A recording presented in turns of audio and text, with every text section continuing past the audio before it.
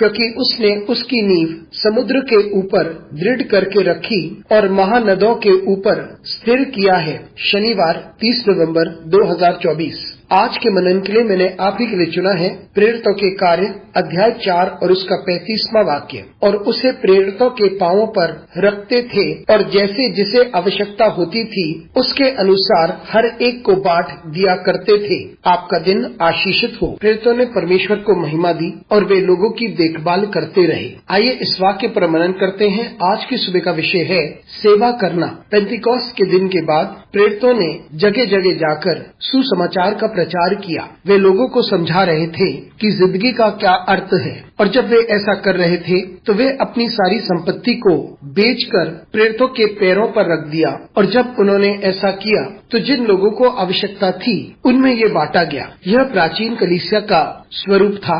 जो कुछ उनके पास था उन्होंने उसे एक दूसरे के साथ बांटा। इस प्रकार से सभी हर तरीके से सभी सामान्य थे और ये सब कुछ प्रेरितों के द्वारा हुआ, क्योंकि लोग और जो भी उनके पास था वे सब कुछ उन्होंने प्रेरितों को दे दिया ताकि वह उसे उन लोगों के साथ बांट सके जो जरूरतमंद थे। ये सब प्रेरितों ने किया क्योंकि वे परमेश्वर की महिमा के लिए अपने जीवन को व्यतीत करते थे और परमेश्वर की विशेष सेवा के लिए वे सब कुछ करते थे। और वो था कि वे सुसमाचार का प्रचार करते, लोगों को समझाते किस प्रकार से परमेश्वर के प्रेम को ग्रहण कर सकते थे। वे चाहते थे कि दुनिया उस प्रकार से बनी रहे जिस प्रकार से यीशु मसीह चाहते थे और जो भी उनको दिया गया था वे उसे बांट देते थे उनके साथ जिससे जरूरत थी। यह प्राचीन कलीसिया का स्वरूप था और कोई नहीं चाहता था कि उनके पास और अधिक हो, बल्कि वे बेचकर पैसा इकट्ठा करके बांटते थे। वे प्रेरितों के पास लेकर आते और प्रेरित देखते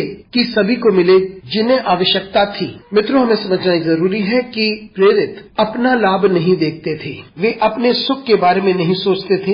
वे उन्हीं के बारे में सोचते थे जिन्हें आवश्यकता है और जो भी उनके सामने लाया गया उसे वे बांटते थे। हम में से जो लोग अपने आप को परमेश्वर के चेले मानते हैं, हम भी अपनी जिंदगी को दूसरों के लिए व्यतीत करें। हम दूसरों की सहायता करें और उनकी जिंदगी को प्रभावित करें और उनकी जिंदगी को सामर्थी बनाएं। अनुग्रहकारी परमेश्वर स्वर्गीय पिता तुझे धन्यवाद देते हैं। हमारी सहायता कर परमेश्वर, ताकि हम इस बात को समझ सकें कि हम तेरी इच्छा अनुसार अपनी जिंदगी को व्यतीत करें। यीशु मसीह के नाम से मांगते हैं, आमीन।